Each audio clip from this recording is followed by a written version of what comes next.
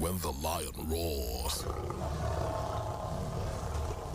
are the 93.7 Citizen FM. Let's talk about it on our favorite radio station. We're more than just a radio station. We are a part of your life.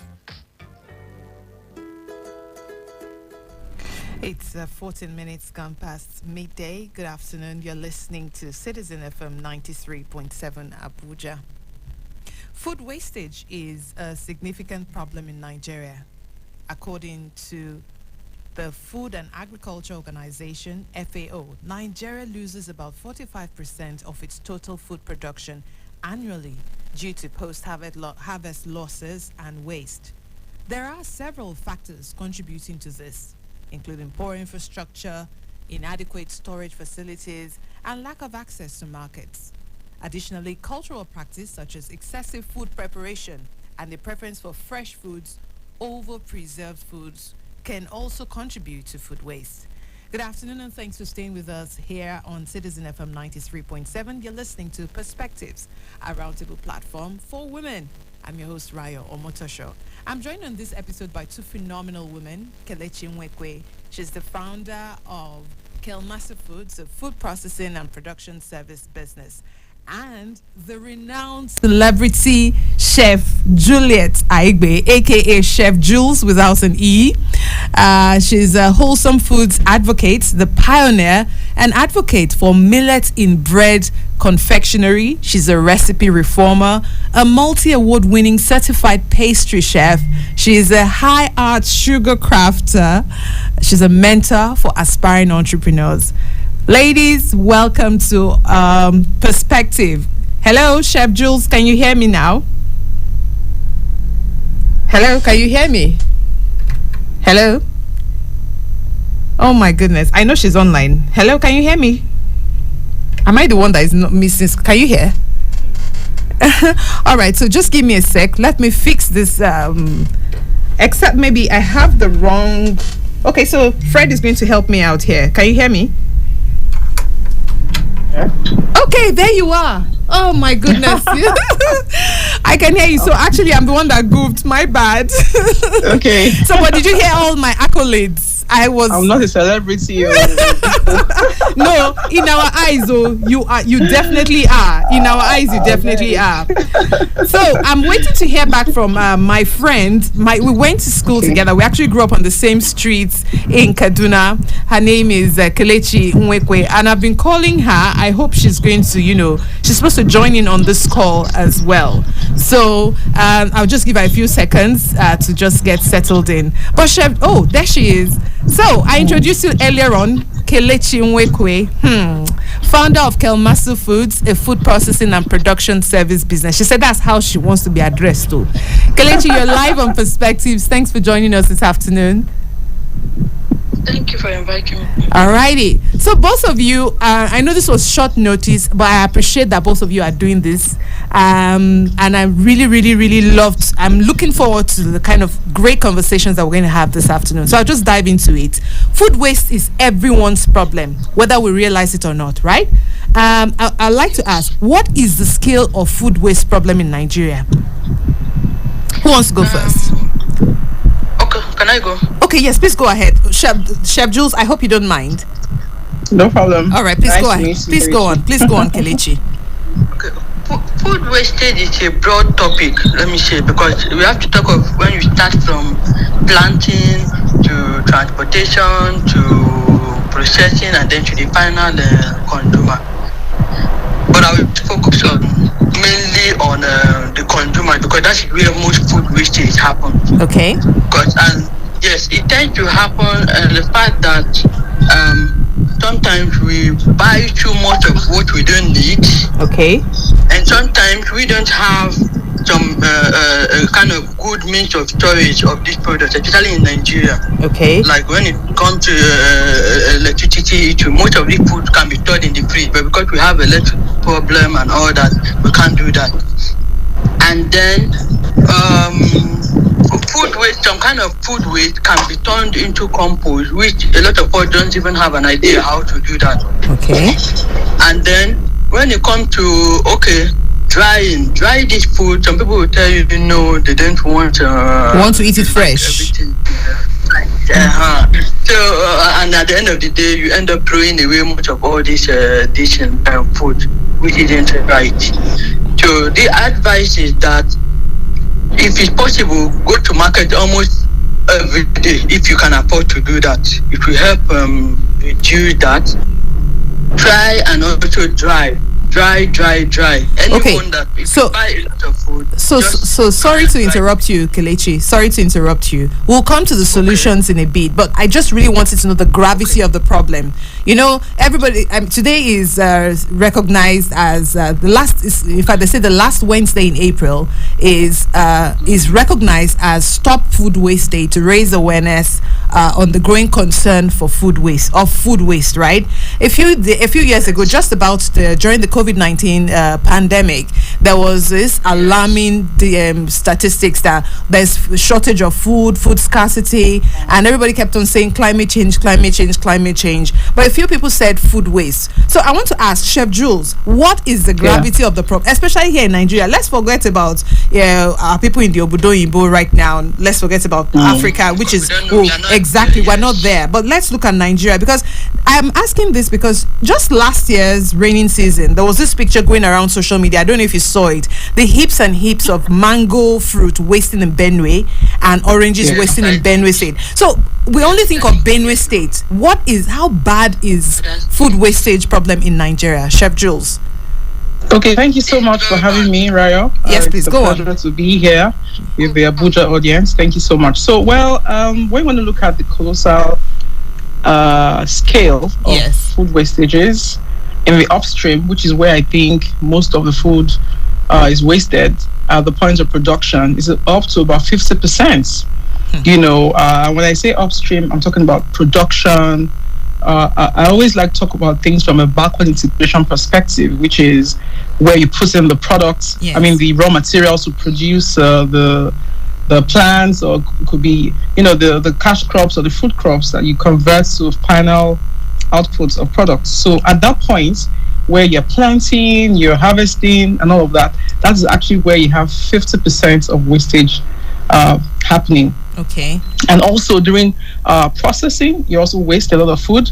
During distribution, you waste a lot of food. Then consumption, which was what Kelechi was highlighting, which happens at the downstream. So pretty much want to categorize food wastages at two ends, which is the upstream and production, and then downstream consumption.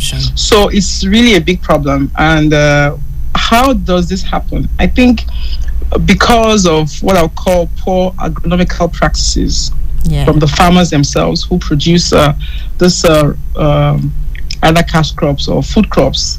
So they don't have good agronomy in how they cultivate their products, and then they don't have very good storage facilities. As a matter of fact, the average good silo right now, which can store grains for close to 3-4 years, costs millions, to erect. Although we also already have the farmers who have their improvised silos, but to kind of really tackle that problem, we need to invest more in silos.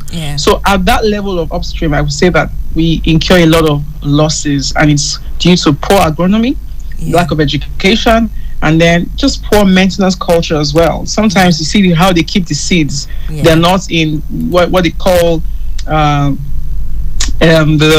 cool temperature where you keep them. Some kept with too much heat, and then they're not viable, and so you waste them at the point of planting. And then of course look at the environmental factors, like when there's drought and you're not able to increase your yield. So all that as well affects food wastages. So for Nigeria, we are on a 50% what they call it now. That's a scale. So it's bad. It's very bad. So it's alarming. It's alarming. So Nigeria is such that we have an abundance of food, but we only have it for now because we have it and it's perishing. We're not storing for the future. You remember, every time we think of food, or every time I have this conversation about food wastage, I often think of the Bible depiction of Joseph and how they stored food for 7 years. You understand? And so you just took us down that trip now with silos. A few years ago, I got involved in farming myself. I decided to try soya beans and maize. And so we took a trip around Kwara State. I didn't even even get far. And someone pointed out that during the military administration, the government actually set up silos in the states, that every state at that time had silos. And so we drove past these silos. Right now, I don't think there's any government-owned silo that is functioning, And most of the silos you see are either private, not even either, they are private-owned.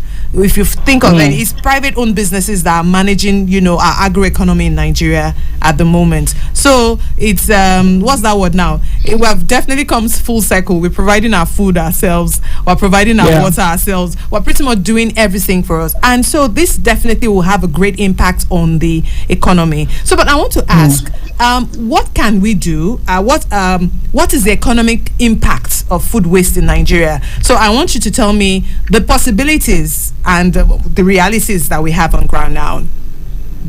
Okay. So do you want me to take that? Yes. Oh, please, Kelechi, would you rather answer this? Hello? Chef Jules, please go on. I think I've lost her a bit. Hello? Okay, there's a lot of things we can do to tackle the food wastage. Number one, it starts with our culture. Yeah. Many of the millions and gallons of food that we actually waste are produced are not even consumed. That's number one. Because people produce goods hoping that consumers will buy them, and then they don't even buy. They don't buy as much. True. And so you now have expired products that waste. I mean, we happen to have our products in many of the formal retail outlets. Yeah. And we can tell you that initially when we got the order to supply, we're like, oh, excited. And then you raise your order, or you supply the order based on what they call the LPO, local purchase order.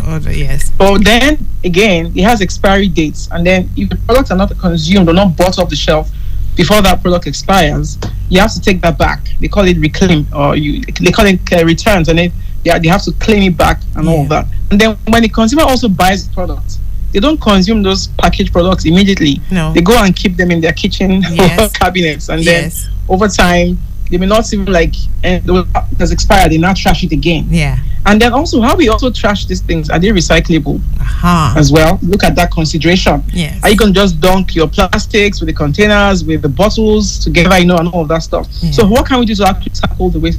Is buy what you can consume. Have a plan. Many of us are impulsive. Nigerians are impulsive buyers. Guilty as charged. We just buy, oh, it looks good, just buy it. Yes. It feels good, just buy it. And then we buy aspirationally. Yeah. You want to be like someone that's eats imported products. So just maybe buy it. You want to also feel among. So you used to buy those products as a status symbol to climb a sort of seeming a virtual or imaginary social ladder that want to be also like celebrities or something like that. And then you go and buy things that you don't even know about. Yeah. I fell into that trap, so I bought one product. It looks like couscous, and I wanted this. I just go and buy it. I couldn't even. You never tried it out. So that social pressure of just trying to follow a hype or a trend actually increases food wastages. So once you cut on that, work more at the downstream end of buying the things that you consume. At the upstream end, I'll say more effort should go into developing better food harvesting, processing, and distribution, channels, methods. At the end of the day, when you produce the goods, you don't let them stay in the warehouse for too long. Yeah, you don't push them out to the point of sale, and then understanding what the buyers want. I always say it's always about the customer. Yes, what do we really like to eat? What are the things that if they have it quickly on their tables, they'll just quickly buy and eat and move on. So once those kind of products are tailored around the customer's needs, you tend to have less and less of wastage. Produce goods that end up wasting. Yes. Also, if you check restaurants, people go and do fine dining, and then they'll say it's unethical or not poetic. It's just eat up your entire food. You have to leave something on the table. You have to leave something on the table, and that also increases food wastage. So you have large restaurants, supermarkets, retail outlets, and individual consumers who need to reduce their food, what I call footprints. Yeah. And then be able to reduce how, the cost wastages. And also we have things like, I was coming from Ilorin one time, a couple of years ago, down to Lagos, was a road trip, and I saw around that Oyo axis. Yes. You see, you see these orchards of mangoes. Yes. Oh my goodness. Ogbomoso mango. So like they were just yes. they were there just dropping. And interestingly, many of these mangoes, when I asked a couple of my friends who do dry food processing, they can't even use those mangoes to produce because they don't meet the standards or requirements that they need. So you see that expanse of land along the axis just wasting away with poor agronomy, poor harvest techniques. And then after you've harvested, how do you store them? Do you store them well? Do they even meet the required standards? So all those things are things that we need to look at. So there has to be what they call a synergic communication between all the actors in the value chain, so they're able to identify what the problems are and then be able to tackle it head on. Thank you so much, Chef Jules. I'm going to go to Kelechi next, but before I go that, if you've just tuned in, you're listening to Perspectives here on Citizen FM 93.7 Abuja, and I'm joined on this episode by two phenomenal women. I have Chef Jules, without an E, our celebrity chef, who is actually a wholesome foods advocate, and she wears so many hats. And also we have Kelechi Nwekwe. She's a food processing and production expert as well. And so if you are invited to join the conversation, you can leave us a message on 0818 22 22 205, or just dial the studio number 0818 22 22 206. And so we're going to go in a commercial break in a bit, but I want Kelechi to answer this one.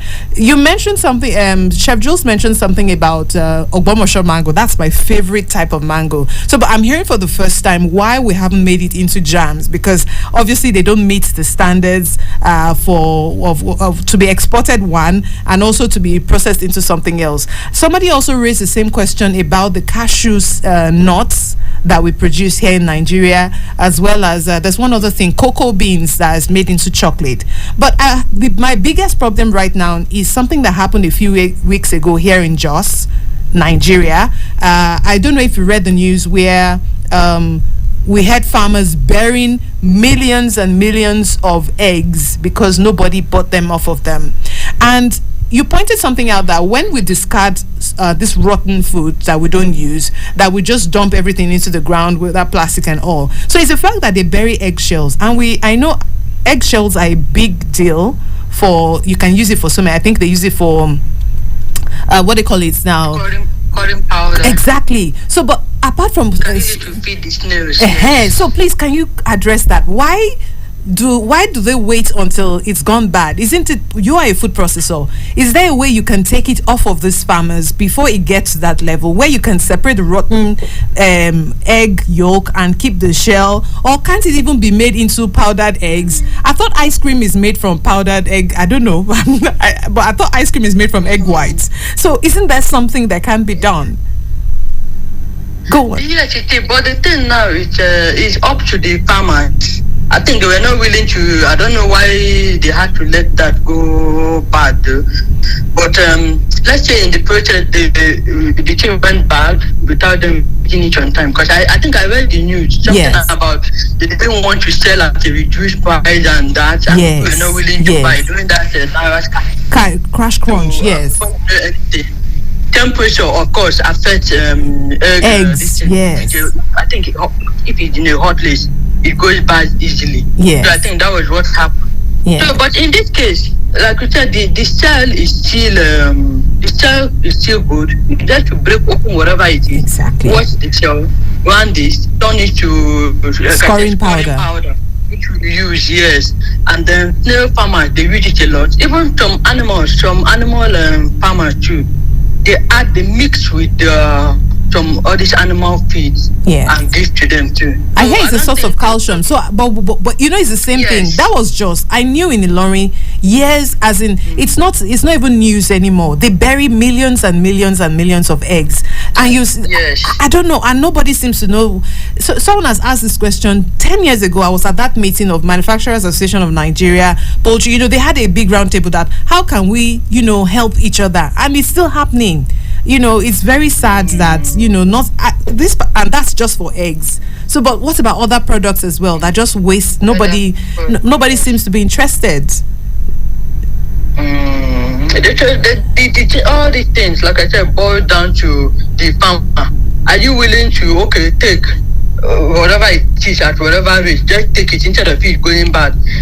Most times in Nigeria, our issue is we just want to sell everything. We must make a huge amount from everything, and all these things contribute also to wastage. Before you know it has gone bad, and there is nothing really the consumers can do about it. And so most times they just throw all these things away. True. Chef Jules? Yes. Okay, please go on. Hello?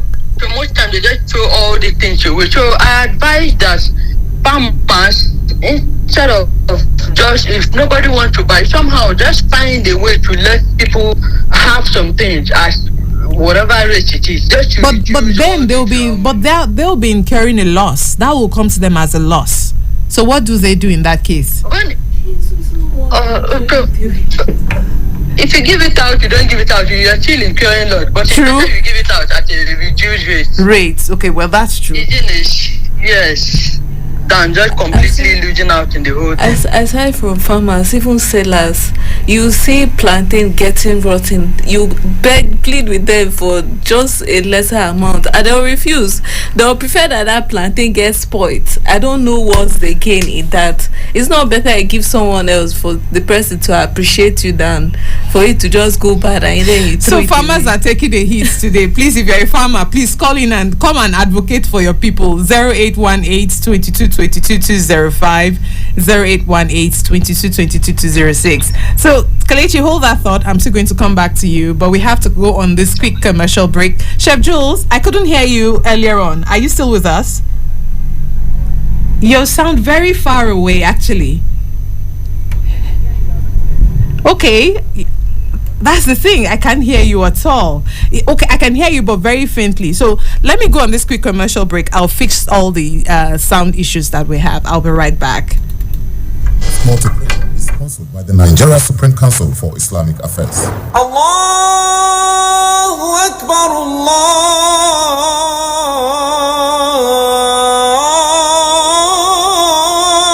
Akbar. Ashhadu an la ilaha illallah.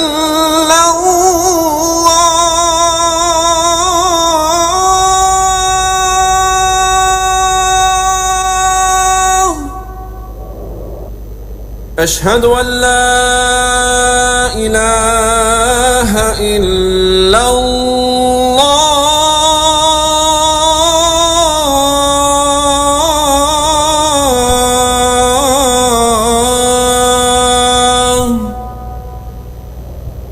أشهد أن محمد رسول الله. I was enjoying the conversation. أشهد أن محمد رسول الله. So sorry about that.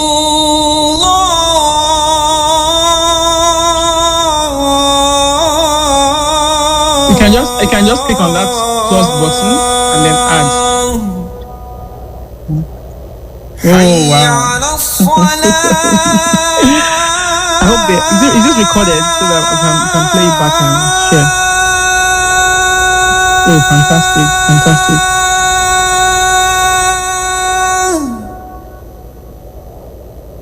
حي على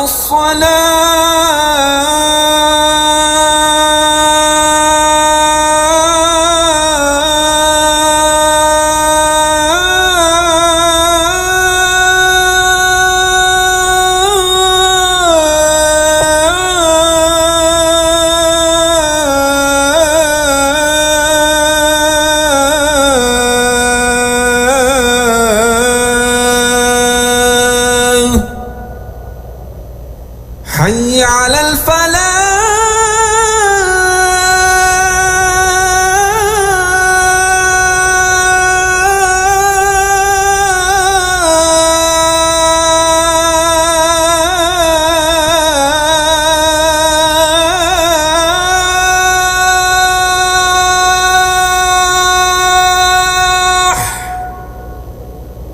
حي على الفلاح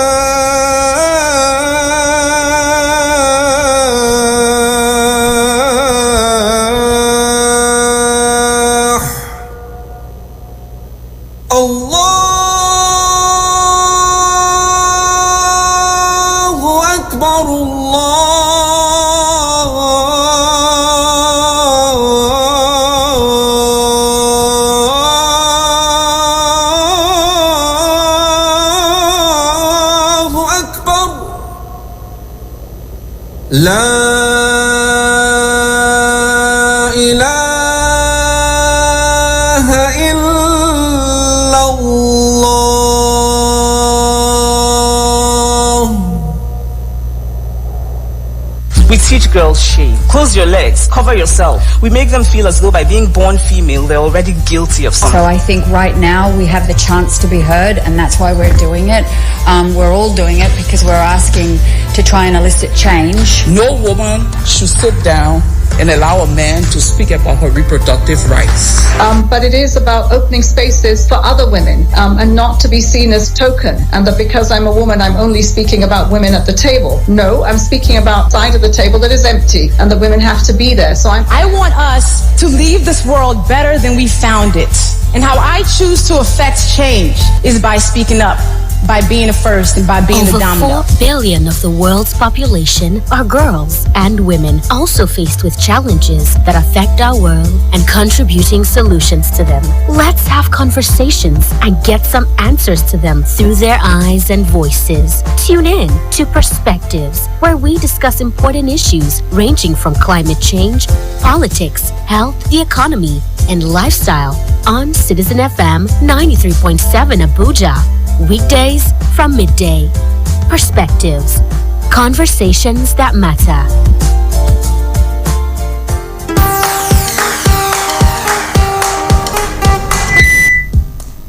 Alrighty, it's 41 minutes gone past midday. You are listening to Perspectives here on Citizen FM 93.7.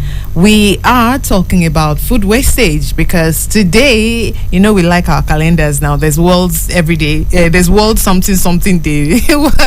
There's world mind your business day. There's world malaria day. So today, the 26th day of April, is celebrated as Stop Food Wastage Day because there's such a day.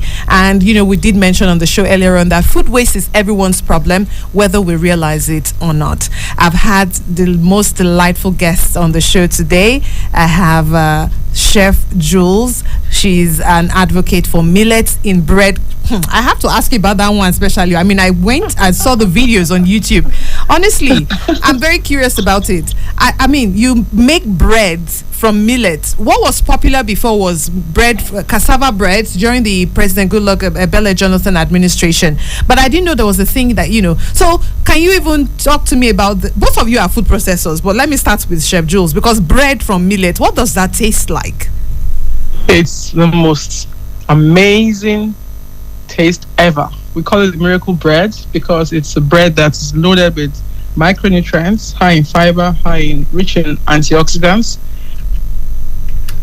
Nigeria, and I'm thinking, I go to Sokoto to get wheat. Okay. When you can, why go to Sokoto? Yes, when you can come to your Sokoto and get some millets. Yes. I think Africa needs to wake up from her slumber. Yeah. Because we are the food basket of the world. We're the ones that feed the world. So why do we waste? So I feel like eating wheat bread 100% is a colonial construct. We need to be able to backward integrate and use our domestic grains to incorporate into it. And I must say that wheat grain is the only grain in the world that contains gluten, which is a substance that gives the bread the ability to rise. So when you now bring in millets, which should actually be the empowering components, it transforms it all together, make it a nutritional powerhouse for our breakfast table. So I recommend and highly advocate for millets, and we're currently even in Abuja trying to talk to farmers, talk to bakers. We actually have the Domestic Grains Initiative, which is where we brought a cross-section of Lagos bakers to try out millet grain in bread production, and it was phenomenal, the response. And so we're just trying to see how we can really push that narrative and ensure that Nigerians begin to eat what they grow at their backyards. One grain at a time, right? One grain at a time. Yeah, one grain at a time. I was going to talk about defending the farmers as well. Because I said, please go on. That's what we left. Please go on. In the confectionery industry right now, there's what they call the egg glut. Okay, yes. Which is a situation where the number of eggs produced is greater than the demand. Really? But it often seems like there's no eggs. Every time you say there's no eggs. I had a conversation with someone. I don't know if I spoke with you about this, Kelechi. So we are in Abuja here. I know a friend of mine who owns a farm in Lorry, brings eggs to sell in Abuja. I know someone from Sokoto, Kaduna, they bring eggs and sell in Abuja. Like in Abuja, nobody produces eggs, and in fact, when you want to buy in bulk, say eggs scarce. So Chef Jules, please speak to this. Because the gloss has to do with these narrow design. There was no cash circulating to even buy feeds and all of that stuff, and then distribution was an issue. They couldn't move the eggs produced from the farms to the point where they can be redistributed, and so that cost the gloss, whereby the farmers now were stuck with their livestock and their eggs, and then the consumers are waiting for the eggs. Where are the eggs? This we can buy.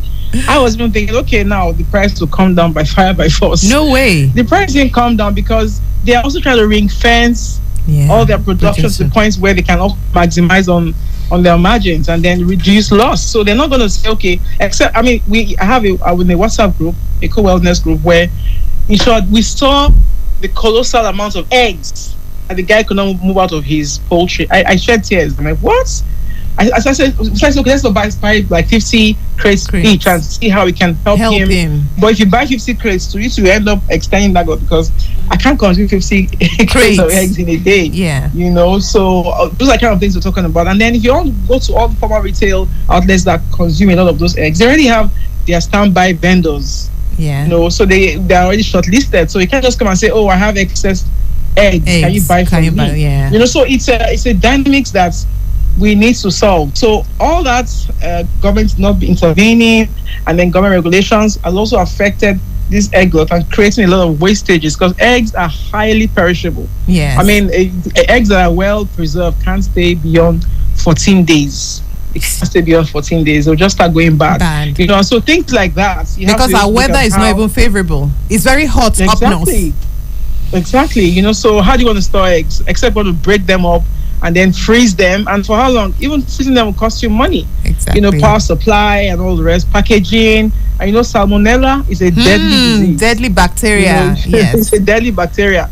If you contact it, you might not survive. So these are the kind of problems that they're very complicated and complex. It's not like a straightforward thing, because you have regulations that affect it, politics affects it. So there's even food politics. Yes. If you're growing up north, and I noticed when I was in Abuja, that a pack of strawberries that I normally buy for 3,000 naira in Abuja, in Lagos, goes for 500 naira. When I now did a panic buying. I bought like 6 packs. Oh dear, how will you get it to Lagos? I'm like, okay, I'll do 6 packs of strawberries. I'm like, I just overbought because I was so excited. I was so affordable in Abuja. So imagine when you go to Jos. When you go to Jos, imagine how affordable it's. So I feel like the jam industry should just build up around this excess and all this gloss, and then use that to create things like compotes for the confectionery industry. I would like to prepare my strawberries and all the other fruits into compotes and then sell them in jars. So that if I'm doing my cakes, I want to fill my cakes and my cake fillings with all those compotes, which gives a delicious flavor and experience. So there's a lot we can do to reinvent the process without having to have these losses. We can pivot the product from one use to another. Add a bit of sugar, convert that to compote or jam, or anything else, or pickles or chutneys, other things that we can use to enhance our food eating experience. So those are ways we can also tackle this food wastage pandemic. If I must use that word. Okay, so thank you for that. Kelechi, you started off, we're going to give us solutions. So please go on and tell us some of your own thoughts on this as well. Hello, can you repeat that? Yeah, so she has just given us, solutions, giving examples of how we can transform some of the foods that we produce here. She gave example of strawberries that can be made into compost. But please hold that thought. Both of you have a call. Hello, good afternoon. Please go on. Hello, good afternoon. Please go on. Can you hear me? Oh, yes, we can hear you. Please go on. Okay, my name is Patrick. Patrick, thanks for contributing. Please go right ahead. Our guests can hear you. Because we're speaking so much about the eggs that have been with Yes. I was looking at why not since the local market here, maybe due to the economy don't feel friendly, and maybe there's so much in the country. Why not for the farmers to look for outside? Why not take this egg outside and to other parts of the world where these eggs are needed instead of keeping them here? And again, one of the guests talked about reducing the cost. Why not reduce the cost so that people will have access to it? Maybe as one piece of egg cost, let's say 150 naira. Yes. If bringing it down to 110 naira to make it selling, why not bring it down instead of eating with it? Okay. And coming to your topic, you people are talking about food wastage, and I'm wondering, in this Nigeria, are people wasting food right nowadays? Yes, go to the. As the guests were speaking, I now understand where they are coming from. Yes. I think it has to do with the way we have, how do I say, we have set our mind.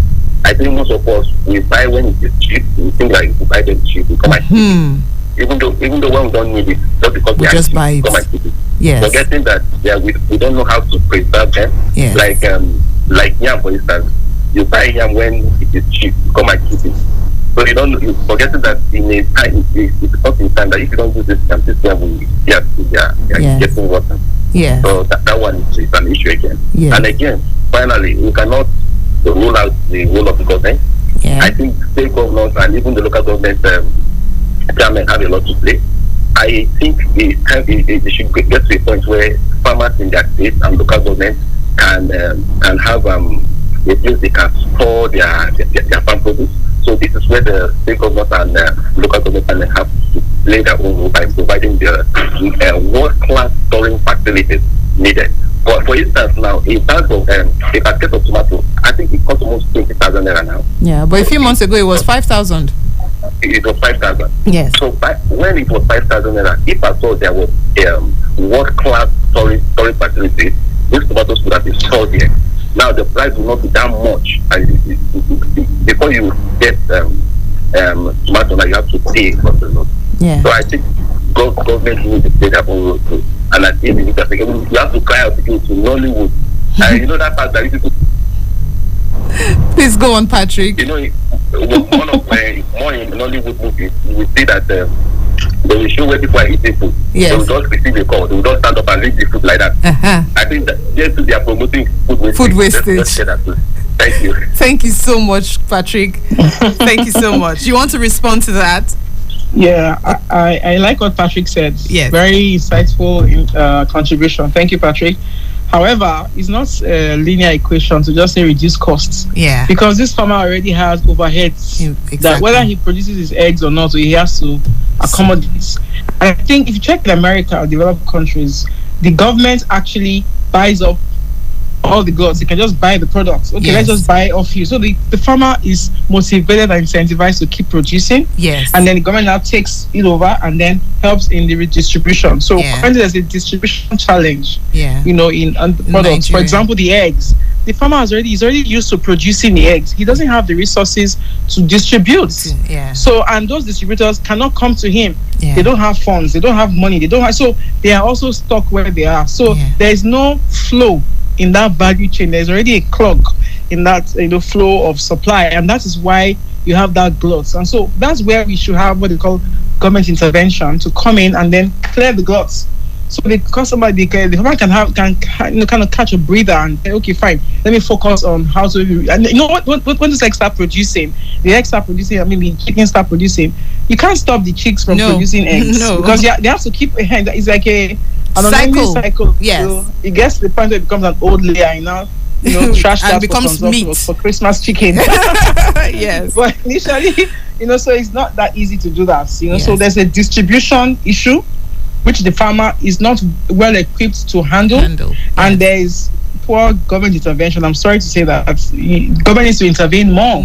Because we have a change in government. We're trying to, so that's, crossing the chasm is happening right now politically. And so we just need to find creative ways to become resilient in this harsh economic condition so that we can cushion the effects and then be able to still survive and thrive as we go on this journey. Thank you so much, Chef Jules. Thank you, Kelechi. I'm very interested in processing. Very interested. You remember a few years ago I reached out to you about food dehydration. I attended your classes.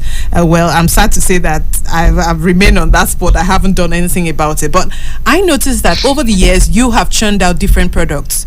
Kelechi is the first person I saw that can produce something called tiger nut powder. That is our local Ofio. Aya, she has Zobo powder, Zobo as tea.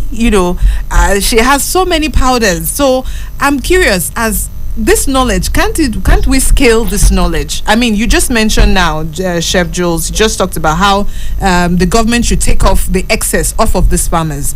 That's something the Central Bank of Nigeria tried to do a couple of years ago in their, they call it the demand-driven, off-taker demand-driven agriculture, the Anchor Borrower Scheme, and it just didn't go anywhere because I don't even want to go into the politics of what happened there. So, but you are, how can we encourage more people to see those processed foods as healthy, as opposed to waiting for, if it's not fresh from the farm, I'm not going to eat it? How can we encourage more people to go that route? Because I hear, these processed foods will also help to mitigate against food wastage.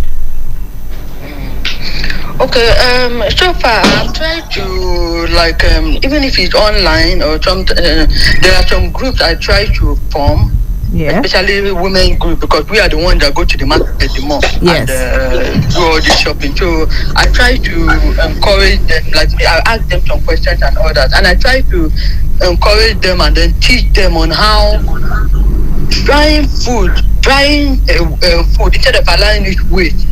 Okay. It's better than saying no, everything must be fresh. Everything doesn't have to be fresh. Okay, if it is so, why do we have dried rice? Why don't we just cook our rice immediately we are harvesting it fresh? Exactly. Why do we wait for our beans to dry before we cook it out? So drying your food, it couldn't be looked at something, I don't know the word to use.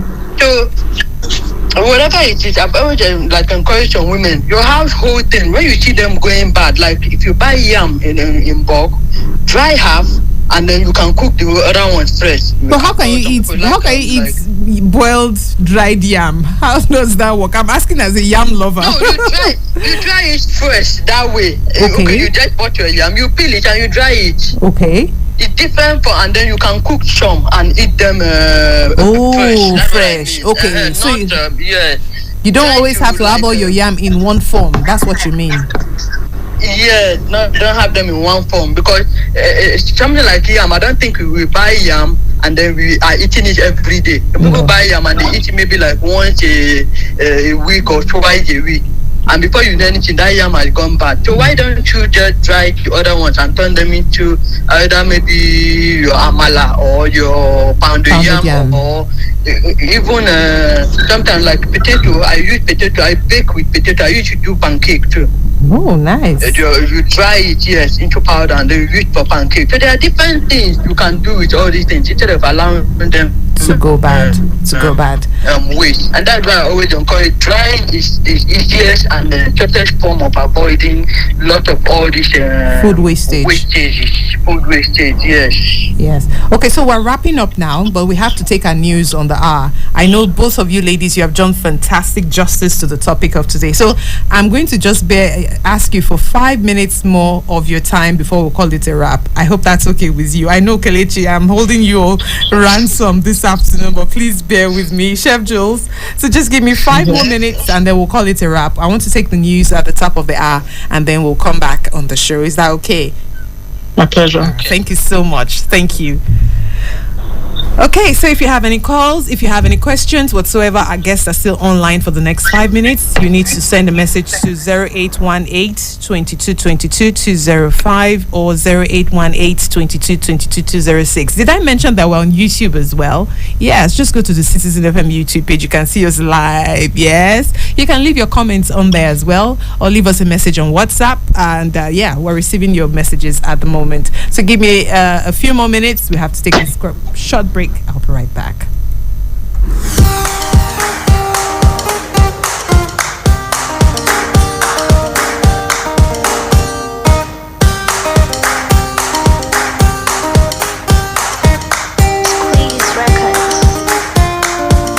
Listen, one leg in, one leg out.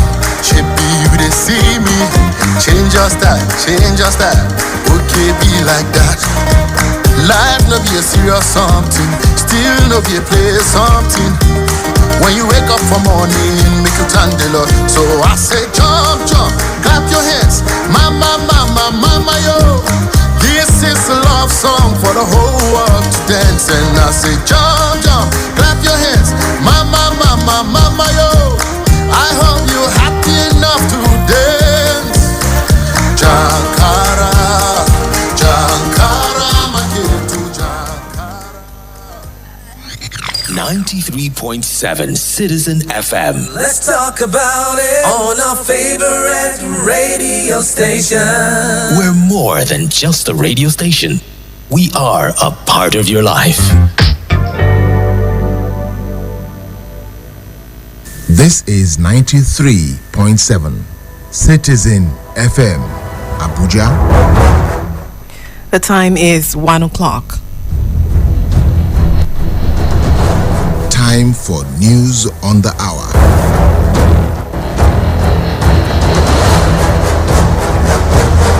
Good afternoon and thanks for staying with us here in Citizen FM 93.7 Abuja. This is the news on the hour.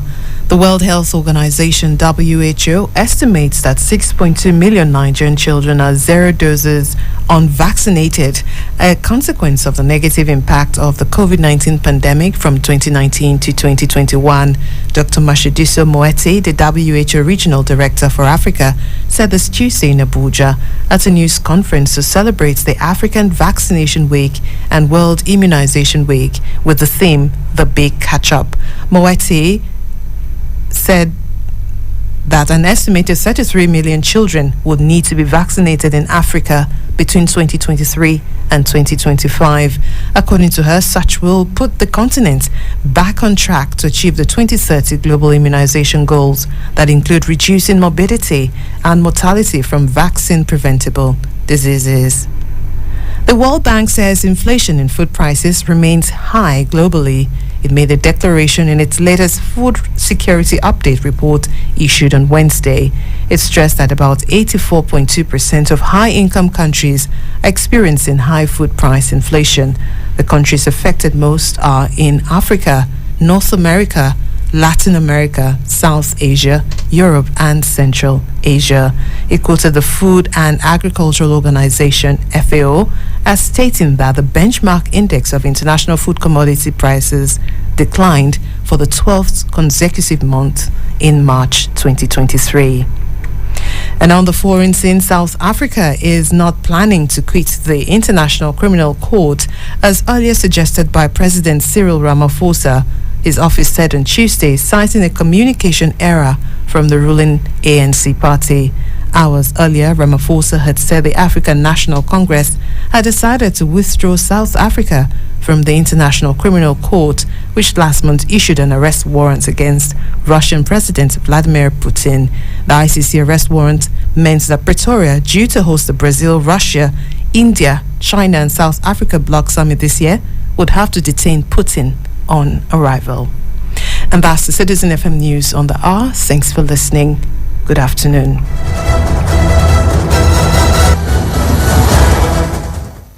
We teach girls shave. Close your legs, cover yourself. We make them feel as though by being born female, they're already guilty of something. So I think right now we have the chance to be heard, and that's why we're doing it.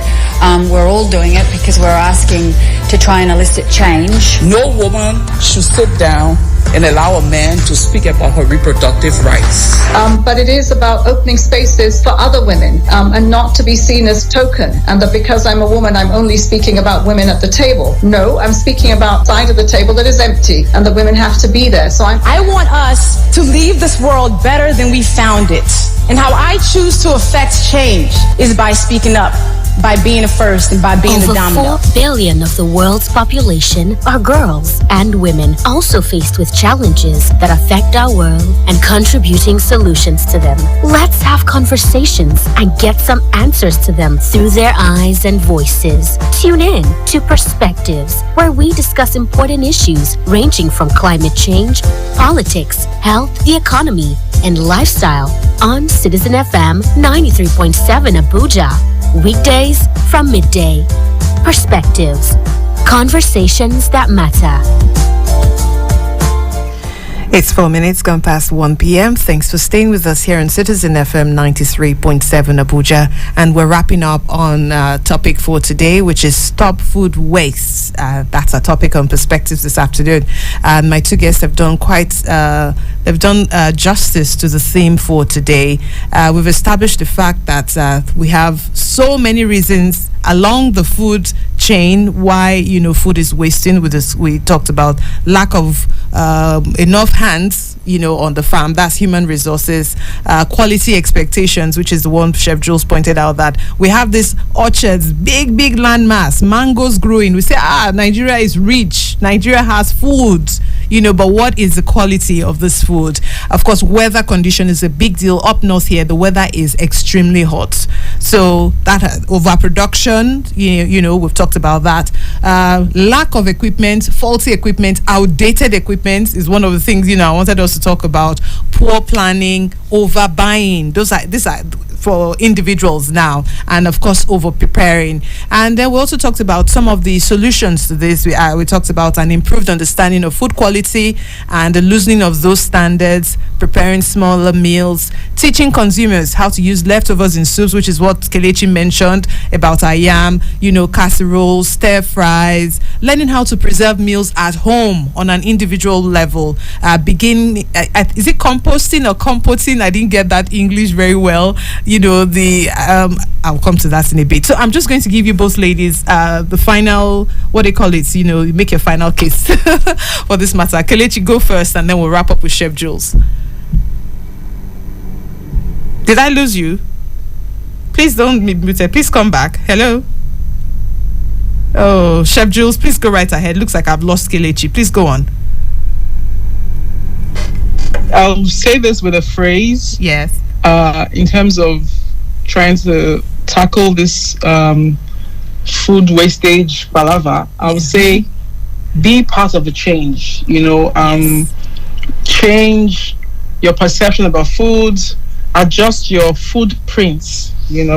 How you handle food, both at the upstream, because I focus on the two major segment, the upstream and the downstream. Both at the upstream, where you improve agronomy, and then you also want to see how you can educate the farmers with maybe agri extension services to educate them on how they can improve their farm produce. And also, we're not just educating them verbally, we're giving them resources, we're giving them subsidized seeds, we're giving them certified seeds, because we want them to grow to a certain level of standard. You have to be able to enable and aid that expectation with available resources that are appropriate for them to achieve that goal.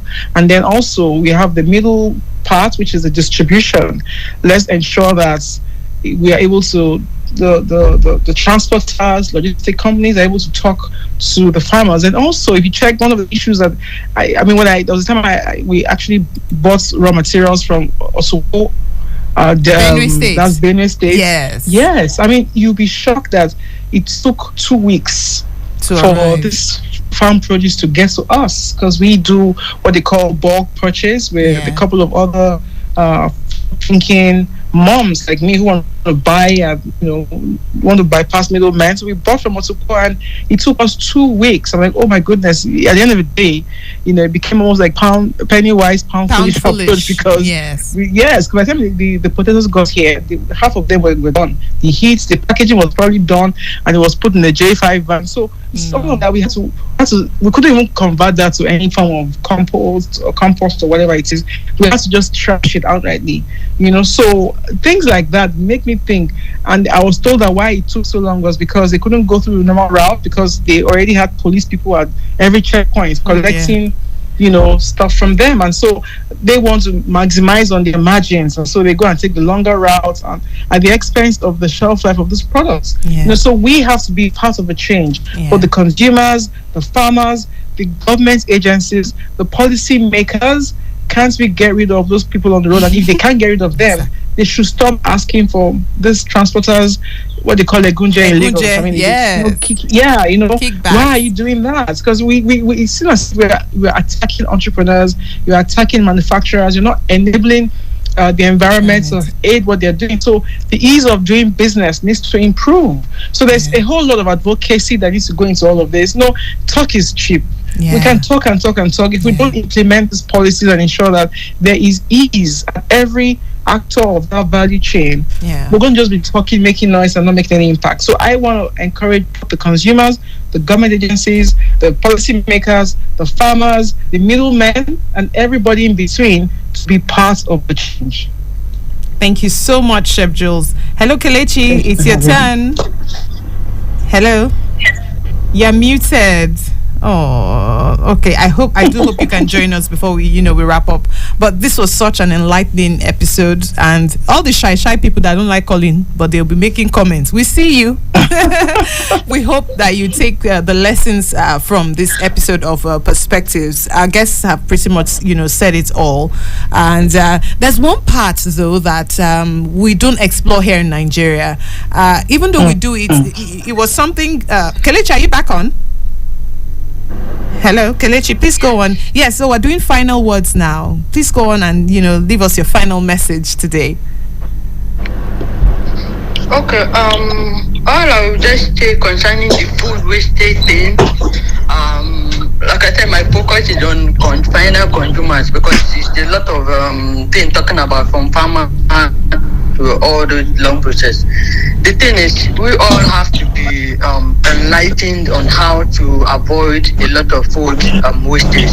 Anything we are not using, I think we should. My emphasis is always on how it or you give it away instead of allowing it away. Because as it is in Nigeria now, we can't rely on a power supply. That would have been the easiest way to store. Put in the fridge or the refrigerator. Yes. Yes. But as eating at left to maybe some that are already cooked, we can eat at leftover anytime and always. But since that one is not how it matters, the only thing we can do is cook the quantity you can finish at a time. Yes. Buy the quantity you can eat at a time. Don't just buy in bulk, all in the name of maybe you have the card and you can buy. Because all these things always go to waste when you leave them for a long time. Yeah. And then anything that is fresh and you have it in large quantity, try as much as possible to always dry some. There is no harm in drying it. If you dry, it still retains some kind of nutrients in it. Yeah. You can always eat it anytime, especially when you store them properly. So, yes. So women generally think we are the ones who do most of the cooking and most of the shopping and all that. We should be enlightened in all this on how to preserve and avoid all this food waste in our homes. Thank you so much. Yeah, so just before you joined on, I was saying to Chef Jules that there's one thing you people have not mentioned because it's not so popular in Nigeria. But a few years ago, I don't remember his name now, a young man set up an NGO, and all he does is he goes to supermarkets and takes foods that are almost expired, or that have had a long shelf life, and he takes them off of that and gives to people who can't afford it. So he created like a food bank. So I don't know why. It's not very popular, but it's one of the things I would suggest. Yes, we buy. In Europe and in America, you hear in an apartment, especially during the COVID-19, I heard a lot of people saying things like, if you go downstairs to our basements, you'll find a jar of pasta, you find beans, you find sardines. These are things that people had in excess. They just put it downstairs for anybody, to pick it up. You hear of how you're driving somewhere in Norway, in some farm, some people, they had extra apples from their farm and they put it out there for so I wish there was something, this is an idea for someone listening right now. If you can do the work, there are places that there's extra and they don't know how to manage the extra, but you have the means to people who can't even afford a daily meal. It would be nice to take it off of these people and spread it to the right people. So that would be you giving back to this world, giving back to the society in a fantastic way. Thank you so much, ladies. Sincerely appreciate your input. We'll catch up after the show. Let me do a wrap up on the show today. Thank you so much, Kelechi. Thank you so much, Chef Jules. I really appreciate both of you today. Thank you for having us. All right. Enjoy the rest of your day. And so it's a wrap on Perspectives this afternoon. I hope hope you learned a thing or two. You know, I mean, there's nothing else to add on the show, but do make it a date with us tomorrow here on Citizen FM 93.7. We have something lined up for us girls, you know, who run the world. Girls, yes, I've got something lined up, and if you don't tune in, you will find out what it is. Thank you so much for listening. Thank you so much to everyone who made today's show a possibility. You are just the awesomest and the bammest. Let me say that in Fred's voice. Have yourself an amazing rest of the day, and thanks for listening. Good afternoon. Would you bless me, Lord, please let me know. I got a hello, one day girls go blow. Give me anointing, something will go flow. I got a hello, one day girls go blow.